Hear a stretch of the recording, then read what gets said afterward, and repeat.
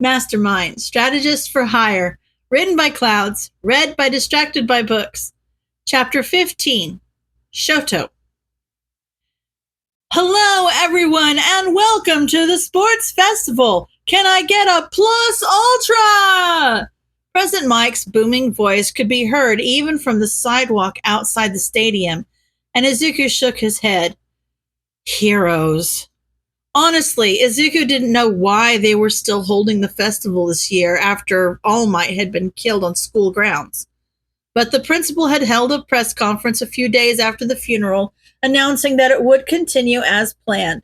Something about how, with the symbol of peace gone, it fell to the rising generation to bring hope to the world, or something like that. Well, at least Izuku could get some good intel on the quirks he'd be facing in a few years.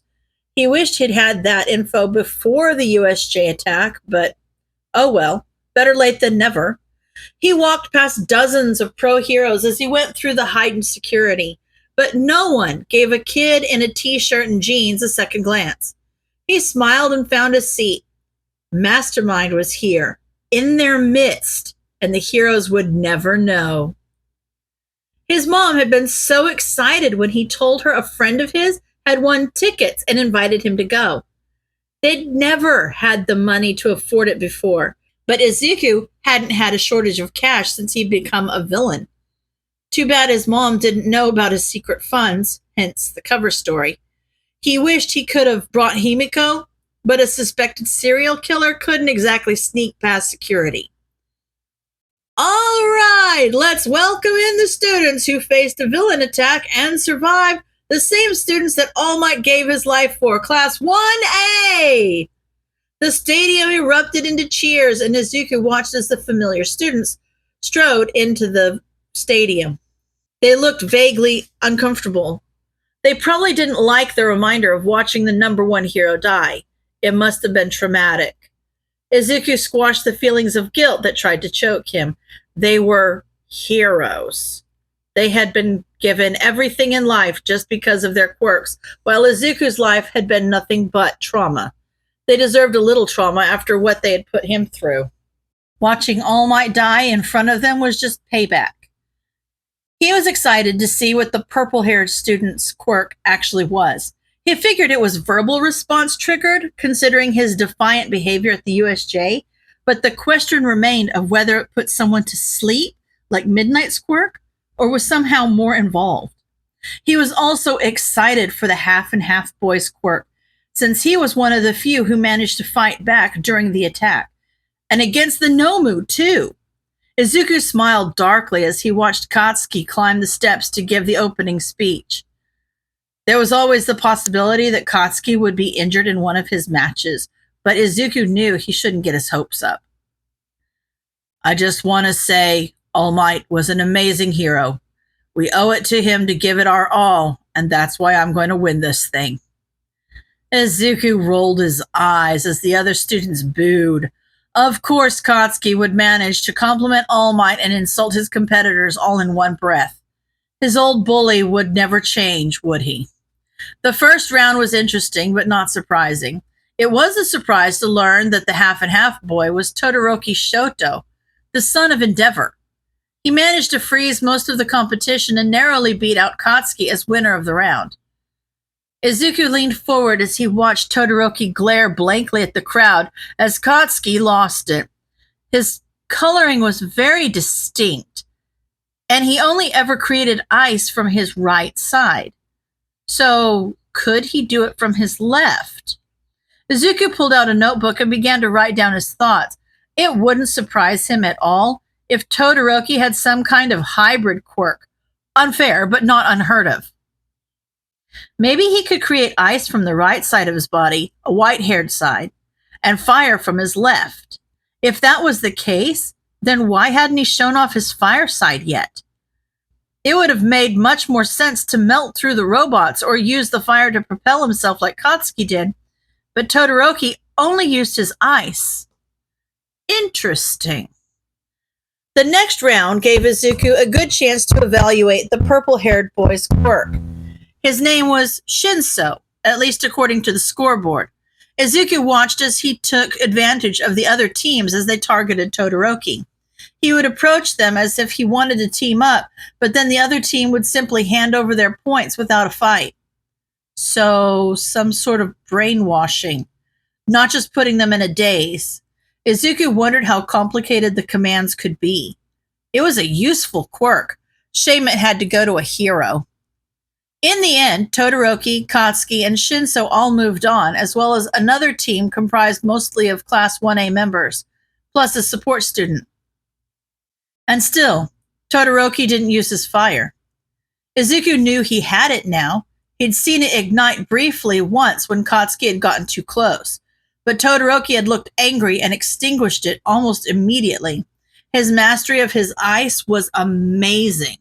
But Izuku couldn't help but wonder how powerful he could be if he stopped ignoring his left side. He put his notebook away, stretched, and headed for the student areas. He never had been very good at ignoring his curiosity, had he?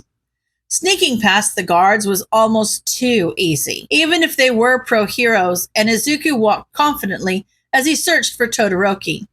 If he was caught, he could just say he was looking for Kachan, and that they were old friends. Sneaking backstage to see him and wish him luck was something the old Izuku would have done, no question. "You're a disgrace, Shoto." Izuku ducked behind a wall as he heard Endeavor's voice. "There wouldn't even be a question of your position if you would just use the fire I gave you." "I will never use your fire." Todoroki's voice was tight with anger. "I will make it to the top, but I will do it without your quirk." "Seriously, Shoto, I indulged you when you were younger, but it is time for you to give up this childish tantrum." Even from his place around the corner, Izuku could see his breath as the temperature dropped. "It's time for you to go, Father. The tournament will be starting soon." Izuku flattened himself against the wall as Endeavor stalked past him, radiating heat. The hero didn't even glance his way, just disappeared down the hall. Izuku waited a moment before turning the corner. It might not be the best timing, but he didn't want to lose his chance to talk to Todoroki. Shoto's eyes widened slightly as a short boy with green hair, obviously a civilian, came into view. This area was supposed to be off limits for spectators. Endeavor had gone past security by virtue of being the new #1 hero. But this was just a normal kid, so how did he get back here? Was he a threat? Shoto relaxed slightly when the kid gave him a brilliant smile. Anyone who could smile like that couldn't be dangerous. "Hello, Todoroki?" the boy asked nervously. Shoto nodded and the boy smiled. "You're doing really well so far. Your skills are amazing. I especially loved how you beat out Katsuki in the last 2 rounds." Shoto raised one eyebrow. "Katsuki?" The boy's expression soured slightly. "Interesting. Katsuki Bakugo. We've known each other since we were kids." He smiled again. "Sorry, I forgot to introduce myself. I'm Izuku Midoriya." Shoto nodded. "Why are you back here?" Midoriya rubbed the back of his neck. "I actually have a question for you. You're obviously pretty powerful with just your ice, but you have a fire quirk as well, right? Why don't you use it?"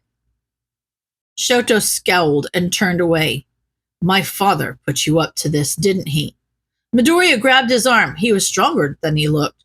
"No, I was just curious and I wanted to know because I thought it was interesting. Not that I'm going to try to force you to use your fire. I was just wondering," and he trailed off and stood there awkwardly.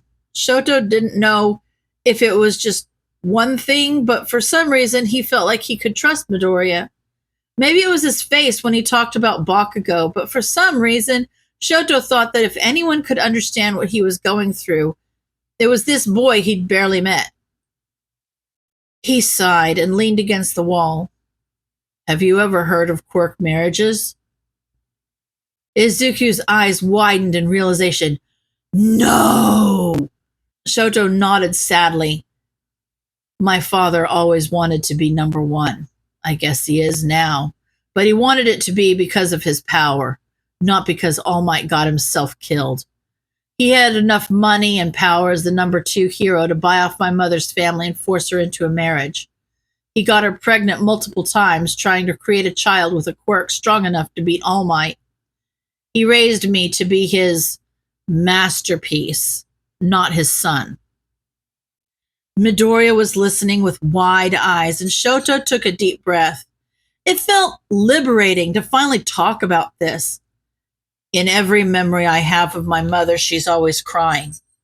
She called my left side unbearable right before she poured boiling water on my face.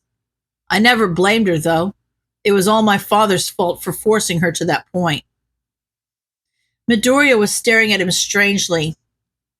You must hate your father, then. Shoto thought for a moment. Midoriya had said it like a statement rather than a question, but he wanted to answer it anyway. Did he hate his father?